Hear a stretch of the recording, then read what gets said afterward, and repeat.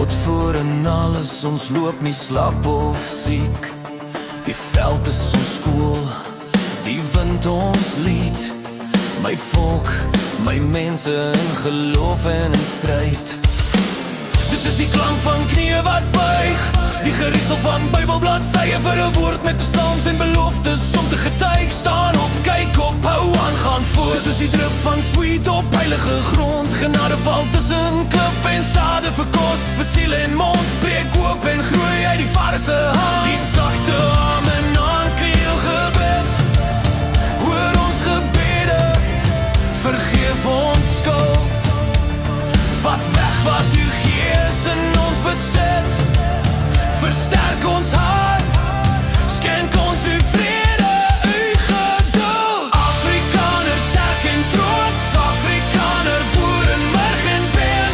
Afrikaner in bloed en in siel, weerstandig in maat en merk, weerstandig in vlees en daad, weerstandig tot die einde, uniek en uitverkore.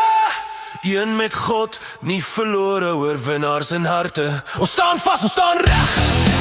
Ons staan vast, staan reg. Ons staan vast, staan reg.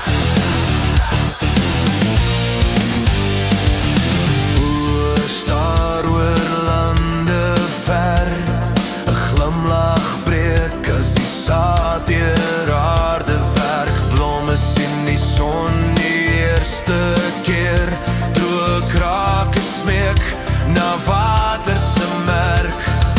Dans en gevoude hande om die tafel heen, glase klank die landtaal asem weer. Balk en blaar ontwyd de steen, deurdrenkte grond en hemelse sfeer. Dit alles is die klank van oorleven, die boer is soos grond. Hy bly staan, hy staan op, hy veg, ons bid met mening, ons breek deur die hart, groei deur die wond gegaan.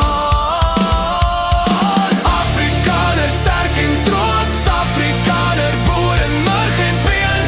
Afrikaner in bloed en in siel, weerstandig tot die einde heen, uniek en uitverkore, een met God, nie verlore, oorwinnaars in harte.